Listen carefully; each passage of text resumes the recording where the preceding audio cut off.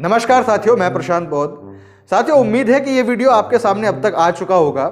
इस भाई का नाम है दीपक गोयल और इस दीपक गोयल ने, आप ये समझिए कि आपदा में अवसर जैसी स्थिति ढूंढने का काम किया है और उसका निवारण करने का काम किया है। क्या किया है उस पर बाद में बात करेंगे। सबसे पहले इस भाई की बात सुन लेते हैं, उसके बाद विचार विमर्श करते हैं।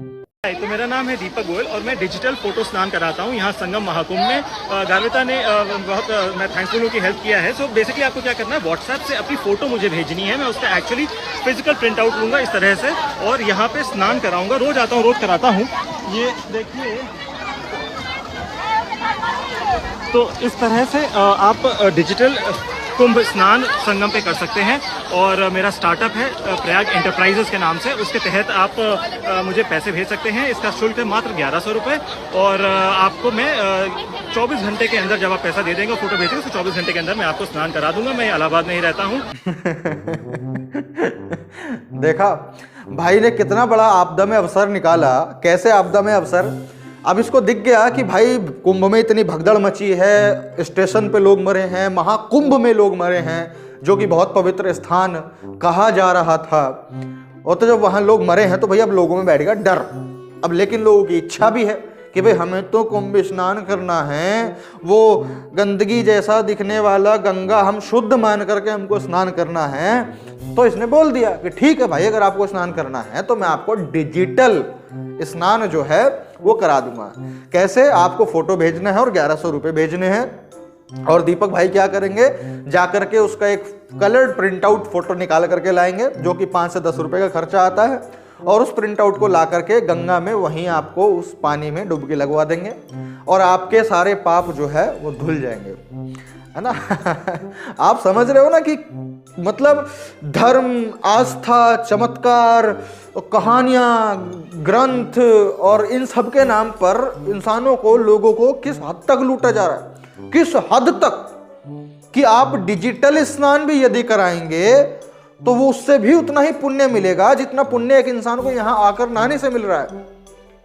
समझिए आप कितना हद तक पागल बनाया जाए। अब आप इस महिला को देखिए, ये महिला लड्डू गोपाल को ले जाकर के स्नान करा रही है और वो तो अच्छा है कि नाक बंद करके करा रही है, वरना फेफड़ों में पानी भर जाता तो दिक्कत हो जाती।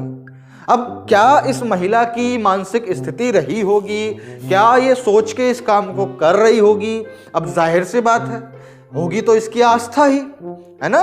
किसी ने तो इसको पट्टी ये पढ़ाई होगी ना कि भाई कान्हा जी को लेके जाओ, इनकी पाप धुलाओ। अब कौन से पाप किए हैं वो पता नहीं, लेकिन पाप धुलाओ। और ये महिला बेचारी धर्म में, आस्था में, विश्वास में और अपनी आस्था में आई और यहाँ पर स्नान करा रही है ना। और ये यहीं तक समाप्त नहीं हुआ।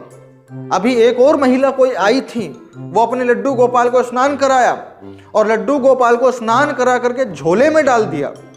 पहले तो मुझे वही अजीब लगा, लेकिन खैर माता जी की जुबानी सुनते हैं, माता जी का दर्द। अनीता पाठक। कौन खो गया आपका? हमारे कान्हा जी खो गए। कान्हा जी को स्नान कराने? हाँ। कहाँ खो गए? वहाँ संगम में नहाए हैं, फिर नहा के उनको कपड़े पहनाए हैं, गोदी में लिए थे, झोला में डाले, पता नहीं कहाँ गिर गए, कोई दिया भी नहीं। कितने देर पहले, कितने बजे के बाद? 1-1.5 घंटा हो गया। आधा घंटा तो उनको ढूंढे ही है, 1 घंटा हो गया उनको, 1.5 घंटा खोए। कहाँ की रहने वाली हैं? रीवा के। वहाँ से कान्हा जी को स्नान कराने? हाँ, लाए थे तो गुम गए। मिले तो उनको वो करवा दीजिए। आंखों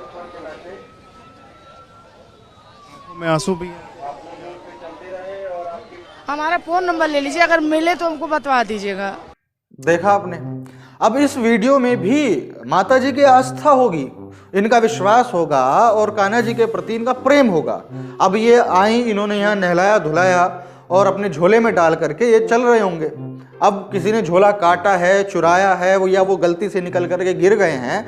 अब वास्तविक स्थिति क्या है ये तो नहीं पता, लेकिन आप समझिए कि आस्था में क्या चल रहा है, जिसका वास्तविकता से दूर दूर तक कोई लेन देन नहीं होता, लेकिन इंसानों के इमोशंस का नुकसान जरूर होता है, वो मानसिक रूप से विकलांग जरूर होता है।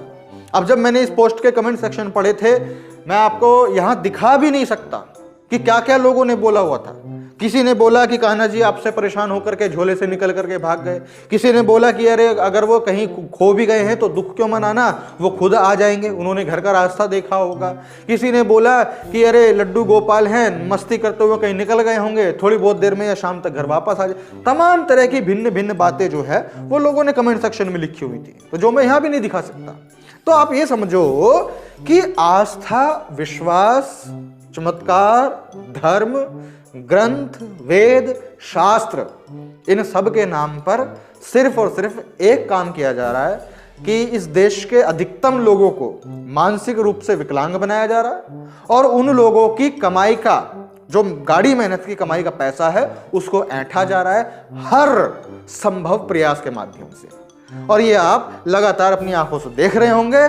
और यदि इतना सब कुछ देखते रहने के बावजूद भी आप लोग भी इन लोगों की कटाई में कट जा रहे हैं, तो भैया प्रश्न चिन्ह फिर आपके दिमाग और आपकी सोच और समझ पर भी उठता है। तो मेरा निवेदन है कि इस वीडियो को शेयर कीजिएगा ऐसे लोगों के पास जो अपने गाड़ी मेहनत की कमाई फालतू चीज़ों में लगाते हैं, फालतू काल्पनिक कहानियों, बातों, चमत्कारों में अपना पैसा व्यर्थ करते हैं, ताकि उन लोगों का पैसा बच पाए और वो पैसा अपने बच्चों की शिक्षा, अपने परिवार की बेहतरी के लिए खर्च कर पाए।